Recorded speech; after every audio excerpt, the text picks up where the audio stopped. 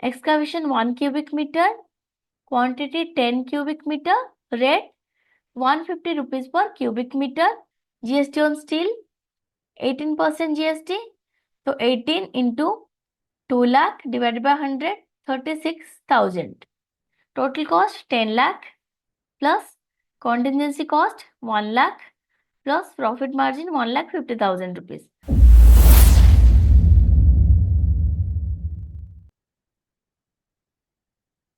क्या आप एक सिविल इंजीनियर है, कॉन्ट्रैक्टर है या कंस्ट्रक्शन फील्ड में नए हैं और आपको एस्टिमेट और बीओक्यू समझना है, तो ये वीडियो आपके लिए है, क्योंकि बिना एस्टिमेट के कोई भी कंस्ट्रक्शन प्रोजेक्ट सक्सेसफुल नहीं हो सकता।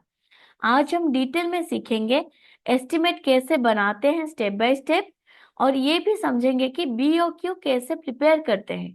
तो चलिए वीडियो स्टार्ट करते हैं।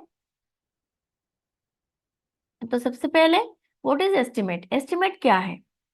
सिंपल भाषा में बोलूं तो एस्टिमेट एक डॉक्यूमेंट होता है जो एक प्रोजेक्ट के टोटल कॉस्ट का कैलकुलेशन दिखाता है। इस पे मटेरियल्स, लेबर, इक्विपमेंट और अदर कॉस्ट्स इंक्लूड होती है। विदाउट एस्टिमेट कोई भी प्रोजेक्ट बजट कंट्रोल नहीं कर सकता। Next, types of estimates in civil engineering. Estimate के भी अलग अलग टाइप्स होते हैं जो प्रोजेक्ट के रिक्वायरमेंट के बेसिस पर प्रिपेयर किए जाते हैं। चलिए उनको समझते हैं। तो फर्स्ट आता है प्रिलिमिनरी एस्टिमेट, जो कि प्रोजेक्ट प्लानिंग के लिए। Next, detailed estimate prepared for final cost calculation. Final cost calculation के लिए डिटेल एस्टिमेट बनाया जाता है। नेक्स्ट, रिवाइज्ड एस्टिमेट, ये बजट एक्सीड होने पर अपडेट किया जाता है, यह है रिवाइज्ड एस्टिमेट। अब फोर्थ पे आता है सप्लीमेंट्री एस्टिमेट, इसे एक्स्ट्रा वर्क या मॉडिफिकेशन के लिए बनाया जाता है।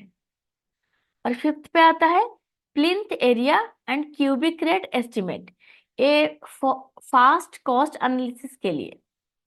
Okay, it is used for quick cost analysis. तो ये है 5 types of estimate.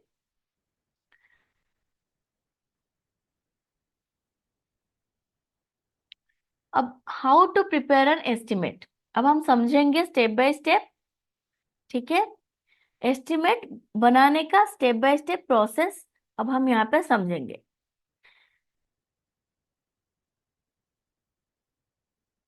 Step 1, understand site details in drawing. Site details और ड्राइंग को अंडरस्टैंड करें। साइट एरिया, डायमेंशंस, मटेरियल्स का एनालिसिस करें। ऑटोकैड या हैंड ड्राइंग के बेसिस पर बीओक्यू प्रिपेयर करें। तो यह है step 1, site area, dimensions, material का एनालिसिस करें और बीओक्यू कैसे प्रिपेयर करें? ऑटोकैड या हैंड ड्राइंग के बेसिस पर बीओक्यू प्रिपेयर करें, ये स्टेप 1 है। स्टेप 2, क्वांटिटी टेक ऑफ करें। स्ट्रक्चर का ब्रेकडाउन करें, RCC, brick work, flooring, finishing. Unit wise material quantity calculate करें। यूनिट वाइज मतलब cubic metre, square feet, KG etcetera. तो unit wise material quantity calculate करें। Calculate the material quantity unit wise, यह है step 2। अब step 3, rate analysis करें। Perform rate analysis मतलब local market में मटेरियल और लेबर रेट्स का कंपैरिजन करें।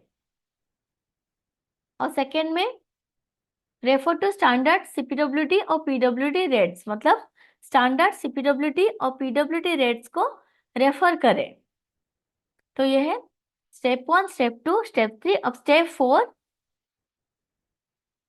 स्टेप 4 में है BOQ, bill of quantities prepare करें। ये बहुत ज्यादा इंपॉर्टेंट है। टेबल फॉर्मेट में ऑल क्वांटिटीज और रेट्स को मेंशन करें। सेकेंड में फाइनल कॉस्ट एस्टिमेशन करें, material plus labour plus overheads, ये है फाइनल कॉस्ट एस्टिमेशन करें। तो ये 4 स्टेप्स होते हैं।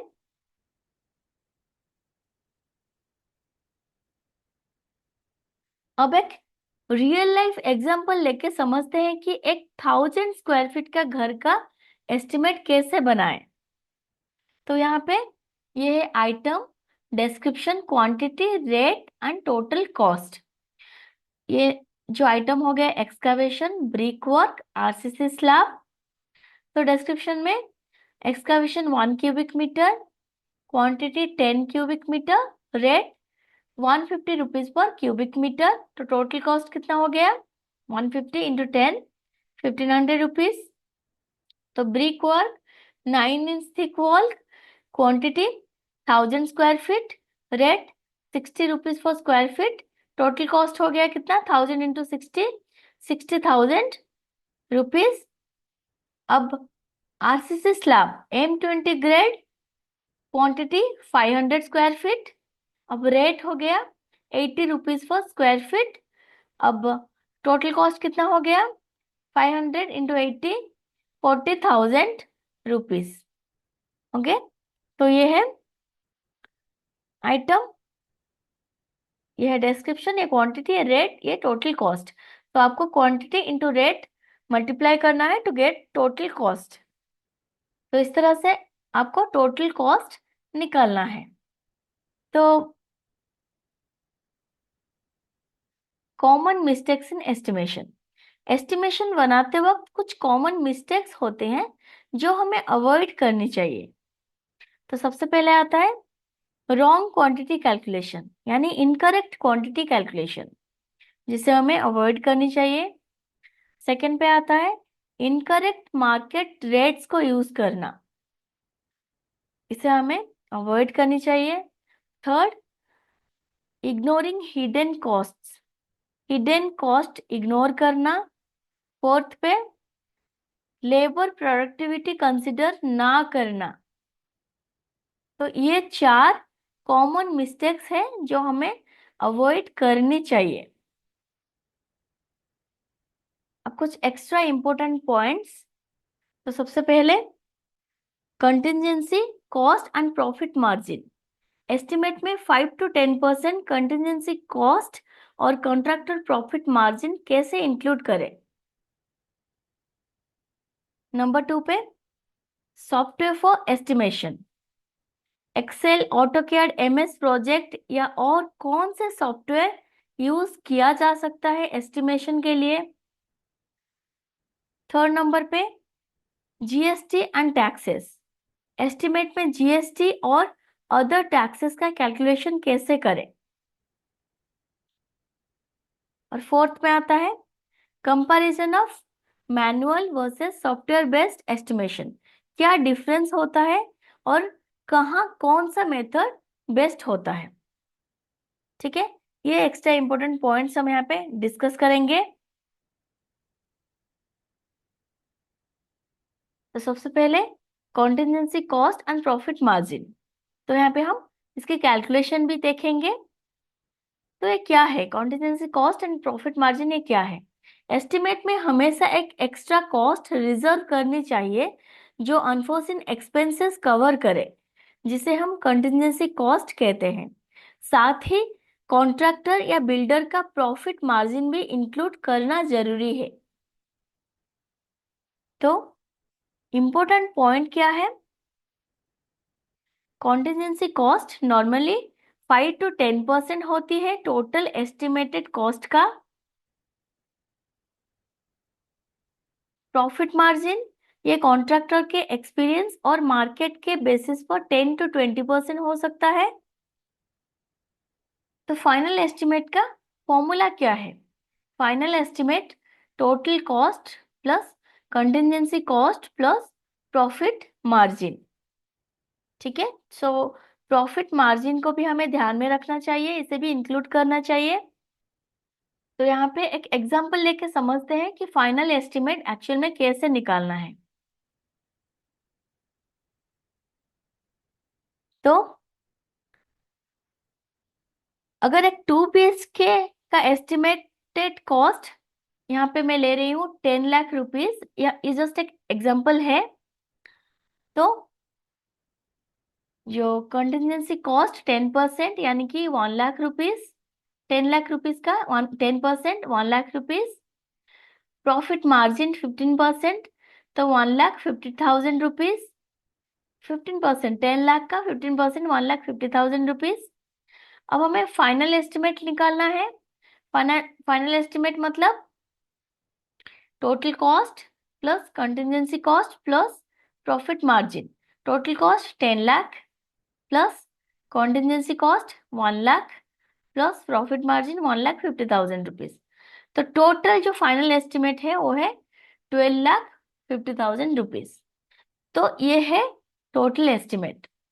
यूजुअली इसे टोटल एस्टिमेट मान लेते हैं, पर एक्चुअल में हमें कंटिजेंसी कॉस्ट और प्रॉफिट मार्जिन को भी इंक्लूड करके फाइनल एस्टिमेट निकालना होता है। तो ये है final estimate 12,50,000 rupees. Next, estimation software use करना, मैनुअल वर्सेस सॉफ्टवेयर एस्टिमेशन। आज के टाइम में मैनुअल एस्टिमेशन से बेटर सॉफ्टवेयर एस्टिमेशन होता है, जो फास्ट और एक्यूरेट रिजल्ट देता है। तो यहाँ पे देखेंगे कौन से commonly use software. Commonly use software, क्या क्या सॉफ्टवेयर हम यूज करते हैं? फर्स्ट, एक्सेल, जो कि बेसिक एस्टिमेशन के लिए इजी टू यूज है। सेकेंड नंबर पे आता है ऑटोकैड, ड्राइंग्स के बेसिस पर मटेरियल क्वांटिटी निकालने के लिए यूज होता है। थर्ड, MS प्रोजेक्ट, ये लार्ज स्केल प्रोजेक्ट्स के बजटिंग और स्केड्यूलिंग के लिए। अब फोर्थ, प्राइमवेरा P6, ये high level project cost management के लिए।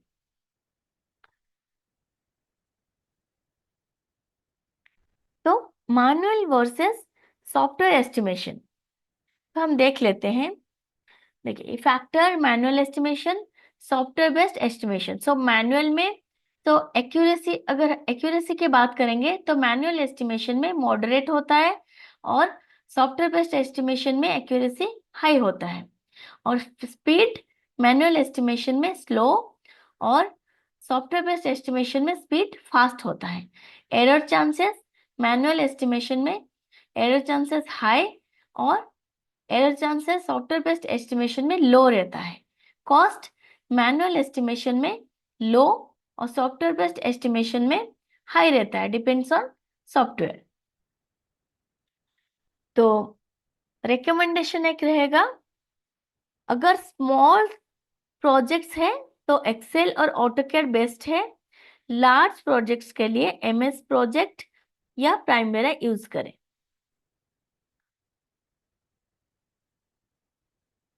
नेक्स्ट, GST एंड टैक्सेस का कैलकुलेशन। हर एस्टिमेट में GST और लोकल टैक्सेस का भी ध्यान रखना पड़ता है, वरना बजट में मिसमैच हो सकता है। तो जो इंपॉर्टेंट पॉइंट्स हमें ध्यान में रखना है वो है material GST, cement usually 28%, steel 18%, paints 18%, brick 5%, labour GST normally 18%। अब फाइनल एस्टिमेट में GST कैसे ऐड करें? Okay, how to add GST in the final estimate. यहाँ पे हम ये कैलकुलेट करके देखेंगे कि GST फाइनल एस्टिमेट में कैसे ऐड करें। तो यहाँ पे एक एग्जांपल लेते हैं। अगर मटेरियल कॉस्ट 5 लाख है और लेबर कॉस्ट 3 लाख है, तो कैलकुलेशन करते हैं कि GST कैसे ऐड करना है फाइनल एस्टिमेट में। तो यहाँ पे cement cost 5 lakh rupees, GST 28%, steel cost 2 lakh rupees, GST 18%, labour cost 3 lakh rupees, GST 18%। तो यहाँ पे जीएसटी अमाउंट, इसका फॉर्मूला है GST percent into item cost divided by 100। ठीक है, जीएसटी अमाउंट है। तो फर्स्ट हम क्या निकालेंगे, जीएसटी ऑन सीमेंट कितना है, जीएसटी ऑन सीमेंट 28%। तो 28, GST percent 28 into 5 lakh, cement cost 5 lakh divide by 100 हो गया 1,40,000 rupees. Next GST on steel, GST on steel 18% GST, तो 18 into 2 lakh divide by 100 36,000 GST on steel. ये हम जीएसटी कैलकुलेट कर रहे हैं। तो सीमेंट का जीएसटी 1,40,000, स्टील का जीएसटी 36,000। अब जीएसटी ऑन लेबर, इसका 18%, GST on labour 18%, 18 into 3 lakh divided by 100 54,000 GST, labour GST 54,000। तो टोटल जीएसटी कितना हो गया, 1,40,000 plus 36,000 plus 54,000, GST on cement plus GST on steel plus GST on labour. So 1,40,000 rupees, 36,000 rupees plus 54,000 rupees, total हो गया 2,30,000 rupees. ये हो गया total GST 2,30,000 rupees. अब total cost before GST, total cost before GST 5 lakh plus 2 lakh plus 3 lakh, ये हो गया 10 lakh. Okay, 10 lakh rupees, ये हो गया total cost before GST 10 lakh rupees. अब final cost after GST, GST add करना है ना, हम जीएसटी ऐड कर रहे हैं यहाँ पे। Total cost before GST plus total GST, total GST कितना निकाले 2,30,000। तो ये before, total cost before GST 10 lakh rupees और final cost after GST 10 lakh rupees plus 2,30,000 rupees, ये हो गया 12,30,000 रुपीज। ये हो गया फाइनल कॉस्ट आफ्टर जीएसटी, ये हो गया 12,30,000 रुपीज। तो हमें टोटल एस्टिमेट में इस तरह से जीएसटी को ऐड करना है। ठीक है, इस तरह से जीएसटी ऐड करके फाइनल एस्टिमेट हमें इसी तरह से कैलकुलेट करना है। अब लेबर प्रोडक्टिविटी कंसीडर करना। एक कॉमन मिस्टेक ये होती है कि सिर्फ मटेरियल कॉस्ट का एस्टिमेशन होता है लेकिन लेबर प्रोडक्टिविटी को इग्नोर कर दिया जाता है, जो प्रोजेक्ट की कॉस्ट और टाइम दोनों पे इम्पैक्ट डालता है। तो यहाँ पे भी हम एग्जाम्पल लेंगे। तो अगर एक 1,000 स्क्वायर फीट का वॉल है और एक मैसन 10 स्क्वायर फीट पर डे काम करता है, तो अगर 5 मैशंस रखे तो ये काम 20 डेज में कंप्लीट हो सकता है। ठीक है,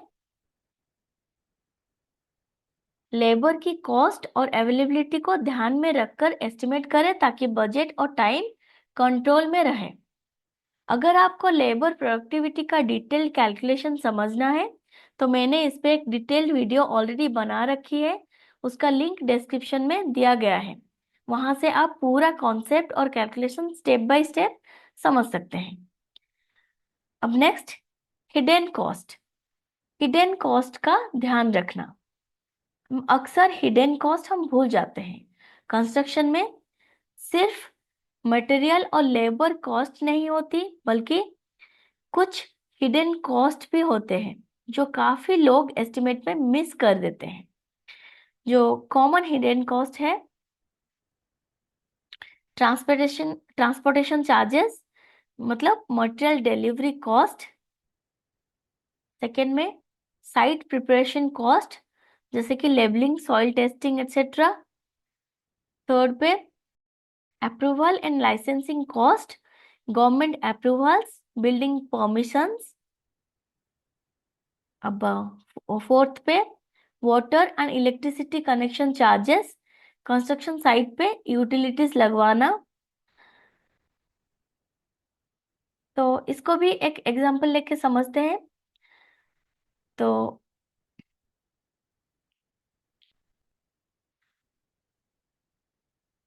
अगर total estimated cost 10 lakh rupees है और हिडन कॉस्ट 5%, ये मान लेते हैं, एग्जांपल ले रही हूँ यहाँ पे मैं।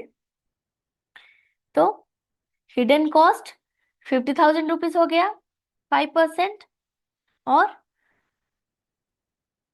तो फाइनल एस्टिमेट कितना हो गया? Total estimated cost 10 lakh rupees, hidden cost 50,000 rupees. 10 lakh plus 50,000, 10 lakh 50,000 rupees, ये हो गया फाइनल एस्टिमेट। ठीक है, तो हमेशा 5 to 10% हिडन कॉस्ट ऐड करें ताकि फ्यूचर में कोई फाइनेंशियल इश्यूज ना हो। तो आज हमने डिटेल में देखा कि एक एक्यूरेट और रियलिस्टिक एस्टिमेट कैसे प्रिपेयर करें और कौन सा इंपॉर्टेंट फैक्टर्स कंसिडर करने चाहिए। अगर आपको ये वीडियो इन्फॉर्मेटिव लगी तो वीडियो को लाइक करें, कमेंट करें और सिविल इंजीनियरिंग ट्यूटोरियल्स को सब्सक्राइब करें। मिलते हैं नेक्स्ट वीडियो में। Thank you for watching.